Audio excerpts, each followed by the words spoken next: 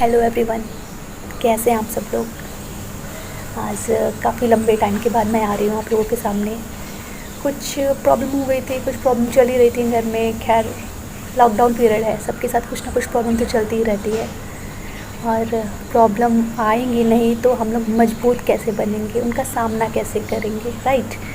तो it's a part of life. मेरे एक व्यूवर थे, तो वो एक टॉपिक पे चाह रहे थे कि मैं इस टॉपिक पर बोलूं, मैं अपनी राय दूं।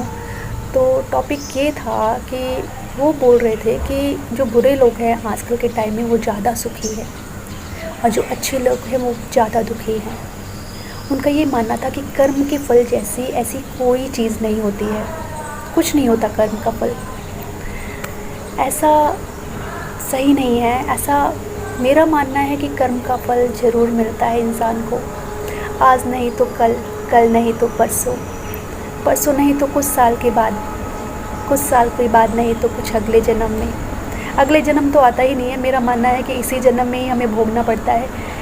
अच्छे कर्म का फल हो चाहे बुरे कर्म का फल हो, हमें इसी जन्म में मिलता है, ऐसा मेरा मानना है। जबकि भागवत गीता में ये लिखा है कि जो कर्म का फल है वो इंसान को आज मिलेगा, नहीं तो कल मिलेगा, कल नहीं तो 20 साल के बाद मिलेगा, 20 साल के बाद नहीं तो 50 साल के बाद मिलेगा, और 50 साल के बाद भी नहीं मिलता है। अगर इंसान की किसी कारण मृत्यु हो जाती है तो उसको अगले जन्म में मिलता है, पर उसको भोगना ज़रूर पड़ता है। तो इसी पर ही मैं कुछ अपनी राय भी देना चाह रही थी। जैसा कि मैं आपको बता दूं भागवत गीता में क्या लिखा है। भागवत गीता में ये लिखा है, कर्मण्यवाधिकारस्ते माँ फलेषु कदाचना माँ कर्म फल हेतुर्भुर्मा ते संगोत्सव कर्मणि। इसमें श्री कृष्ण जी जो अर्जुन जी थे उनको उपदेश दे रहे थे। ये भागवत गीता की ही एक पंक्ति है, वो उपदेश दे रहे थे। तो उनका ये बोलना था कि हे मनुष्य, तुझे सिर्फ कर्म करने का अधिकार है।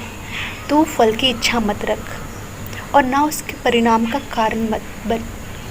तुझे सिर्फ अपना कर्म करना है और तू अपना कर्म करते जा। मेरा भी यही मानना है कि देखिए, हम लोग उम्मीद करते हैं कि हम लोग अगर कोई भी काम करते हैं तो हम सोचते हैं कि इसका रिज़ल्ट हमें ऐसा मिले, इसका फल अच्छा मिले।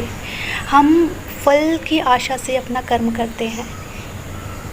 हम अगर हमें वो उस तरह का फल नहीं मिलता तो हम लोग दुखी हो जाते हैं और अपने अंदर में इतनी नेगेटिविटी भर लेते हैं कि जिस तरह से हमने काम किया तो उस तरह का रिज़ल्ट हमें नहीं मिला।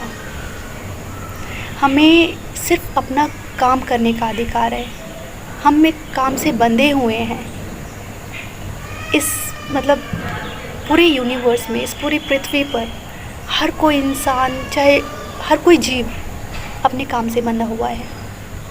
इंसान हो, बच्चा हो, बूढ़ा हो, जानवर हो, हर किसी को अपना काम करना है। तो मेरा ये मानना है, देखिए, अगर हम लोग फल की इच्छा रखते हैं कि हम लोग फल की इच्छा से कुछ काम करते हैं तो वो हमें बिल्कुल नहीं करना चाहिए। और मेरा ये बोलना था कि जैसे कई लोग बोलते हैं कि जो बुरे लोग हैं वो सुखी हैं, जो सुखी लोग, जो अच्छे लोग हैं वो दुखी हैं।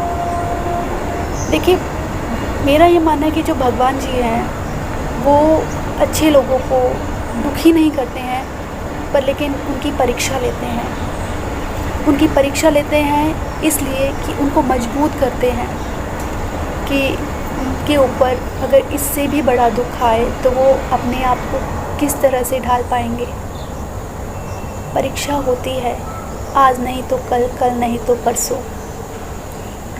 जब तक हमारे एग्ज़ाम्स नहीं होंगे हम कैसे मजबूत बनेंगे। मैं तो बोलती हूँ कि एक बार ऐसा ही था कि स्वैन एडमिट थे हॉस्पिटल में and I was only there to take care of him. कोई नहीं था मेरे पास और मेरे एक फ्रेंड ने बोला था कि अगर तुम्हें ज़रूरत हो पैसे की तो पैसे के लिए बोलना मेरे को। तो उस टाइम पे मैं बहुत दुखी थी, सचमुच में बहुत दुखी थी। तो मैंने बोला कि नहीं, मेरे को पैसों की नहीं, मेरे को इंसानों की ज़रूरत है। कोई मेरे साथ खड़ा हो, क्योंकि मैं काफ़ी हद तक टूट चुकी थी। पर लेकिन मैंने हार नहीं मानी। एक टाइम होता है, इंसान दुखी हो जाता है, टूट जाता है, हर कोई हर टाइम पॉजिटिव नहीं रह सकता है। पर उस टाइम पे फिर मैंने अपने आप में सोचा कि अगर मैं ही हिम्मत हार जाऊंगी तो मैं स्वयं को कैसे हिम्मत दूंगी। तो मैंने अपने आप को मजबूत किया और उसके बाद मतलब मैंने अपने उसी फ्रेंड से ये कहा कि मतलब जब सब कुछ ठीक हो गई थी, सारी सिचुएशन ठीक हो गई थी, स्वयं ठीक हो गए थे, घर में आ गए थे, तो उसने बोला कि इतना सारा दुख मतलब तुम अकेले कैसे बर्दाश्त कर रही हो। तब मैंने उसको बोला कि अगर दुख आ रहा है तो आने दो, दुख में ही इंसान मजबूत बनता है। और सुख और दुख ये एक गाड़ी के दो पहिए के जैसे हैं। सुख और दुख दोनों ही अगर साथ में मिलता है हमें, तभी हम अपने जीवन को एक बैलेंस कर सकते हैं। और अगर हम सोचें कि हमें सिर्फ सुख ही सुख मिलता जाए और दुख ना मिले, दुख का हम कभी टेस्ट ही ना करें दुख को, तो उस जीवन का कोई फ़ायदा नहीं है। हम लोग अंदर से कभी मजबूत नहीं बन पाएंगे, हम कभी भी अपनी प्रॉब्लम को फेस नहीं कर पाएंगे, मेरा ये मानना है। तो दुख आता है तो वो हमें कुछ ना कुछ सिखा के जाता है। मैं तो एक टाइम पे मैं ये बोलती थी कि भगवान जी आपको जितना दुख देना है, खैर मैं अभी भी मानती हूँ कि आपको जितना दुख देना है आप दीजिए, मेरे अंदर हिम्मत है कि मैं उसे फेस करूँगी, मैं उसे फेस करके दिखाऊंगी, मैं उस मुश्किल से मुश्किल घड़ी में भी मैं खड़ी रहूँगी, मैं उस दुख को भी पार करूँगी। तो अच्छे लोगों के साथ अगर कुछ बुरा होता है तो ऐसा नहीं है कि भगवान उन्हें कोई सज़ा दे रहे हैं या उन्हें पनिशमेंट दी जा रही है। भगवान उनको मजबूत कर रहे हैं, अंदर से मजबूत कर रहे हैं। भगवान चाहते हैं कि उनके जो भक्त हैं वो बहुत स्ट्रॉन्ग रहें, इसीलिए परेशानी आती है, पर परेशानियों का मुकाबला करना बहुत ज़रूरी है। मुझे ऐसे में ही एक कबीर जी का दोहा याद आया। तो वो कुछ ऐसा था, करता था सो क्यों करे, अब करे क्यों पछताए, बोया पेड़ बबूल का आम कहाँ से खाए रे भैया, आम कहाँ से खाए। जिसका मतलब ये है कि जैसे कुछ लोग होते हैं, वो लोग बुरा करते हैं, बहुत बुरे काम करते हैं और वो सोचते हैं कि कुछ नहीं होगा, पर होता क्या है ना एग्जैक्टली में कि एक टाइम के बाद उसका फल ज़रूर मिलता है। बुरे कर्मों का तो फल मिलना ही मिलना है, वो फल मिलता है, उसे किसी भी रूप में मिलता है। तब वो सोचता है कि मेरे साथ ही दुख क्यों आ रहा है, मेरे साथ ये सब चीज़ें क्यों हो रही हैं। तो देखिए, अगर आप बुरा कर्म करेंगे तो उसका नतीजा तो बुरा होगा ही होगा। आज नहीं तो कल, कल नहीं तो परसों, वो तो आपके साथ होना ही होना है। अगर आप बबूल का ही पेड़ बोओगे तो आप आम कहाँ से खाओगे। तो जो हमें खेती करनी है वो हमें अच्छे कर्मों की खेती करनी है, ना कि बबूल की। तो ये बहुत ज़रूरी है कि हम लोग, हमारे पास एक यही समय है, जब तक हमारा जीवन है हमारे पास, तब तक ये समय है कि हम अपने अच्छे कर्मों का कोटा भर लें। बुरे कर्म का कोटा अगर हम भरेंगे तो हमारे साथ ऑब्वियसली बुरा होगा।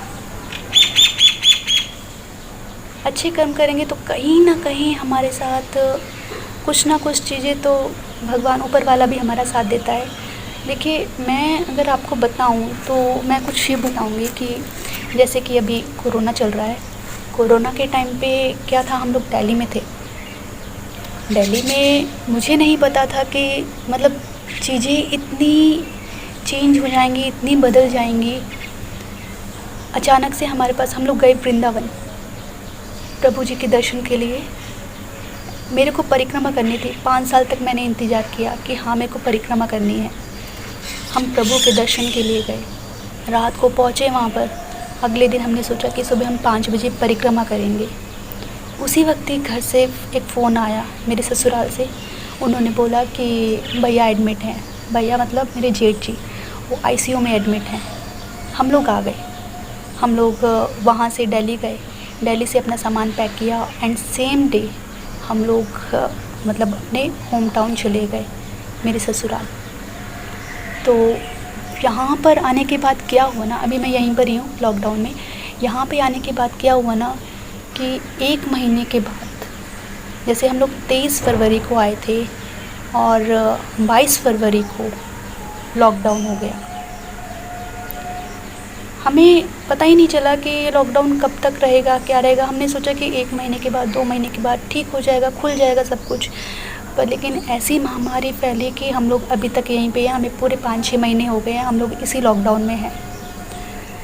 एक टाइम तक तो हमें बुरा लग रहा था कि हम लोग मतलब सारा घर ऐसे अचानक से छोड़ के आ गए और हमें बहुत सारे काम करने थे जो हमारे पेंडिंग रह गए। नौकरी छूट गई, सब कुछ छूट गया। पर लेकिन बोलते हैं ना, अगर कुछ बुरा भी हो रहा है, अगर आपके साथ कोई चीज़ घटित हो रही है, उस समय आपको समझ में नहीं आता है। ये सब चीज़ें आपको तब समझ में आती हैं जब वो समय बीत चुका होता है। एक टाइम के बाद मेरे को ये समझ में आया कि भगवान जी चाहते थे हमको बचाना, वो हमारी रक्षा कर रहे थे, पर हमें समझ में नहीं आ रहा था। उन्हें हमें ऐसे मतलब इतनी बड़ी महामारी से बचाया। अगर हम लोग दिल्ली में होते तो ज़रूर मतलब कुछ ना कुछ हम लोग इतने दिन तक बीमारी से बचे नहीं रहते, क्योंकि वहाँ पे केसेस इतने बढ़ गए हैं कि अब तो जान पहचान वालों को भी होने लग गया है। तो भगवान ने हमें बचाया। और वहाँ पे अगर हम रहते, नौकरी भी चली जाती, तो हम लोग खाते पीते कहाँ से, मतलब खाने पीने के भी मतलब अकाल पड़ जाता। तो देखिए, हम लोग जब यहाँ पर आए तो हमें कम से कम खाना नसीब हो रहा है। ऊपर वाले की दया से हमें खाने के लिए मिल रहा है, भूखे नहीं मर रहे हैं। मैं सोचती हूँ कि मतलब कितने सारे लोग होंगे जिनको खाना भी नसीब नहीं हो रहा होगा। तो मेरा ये मानना है कि मैंने कम से कम कुछ ना कुछ तो अच्छा कर्म किया होगा कि भगवान ने मेरे को सुरक्षित किया, भगवान ने मुझे बचाया, मेरे परिवार को बचाया। मैं मानती हूँ कि हमें अपने कर्मों का फल मिलता है। ऊपर वाला है, ऊपर वाला सब देख रहा है, ऊपर वाला आपकी रक्षा करेगा। पर लेकिन आपको अपने कर्म अच्छे रखने पड़ेंगे, कर्म का फल ज़रूर मिलता है। Thank you.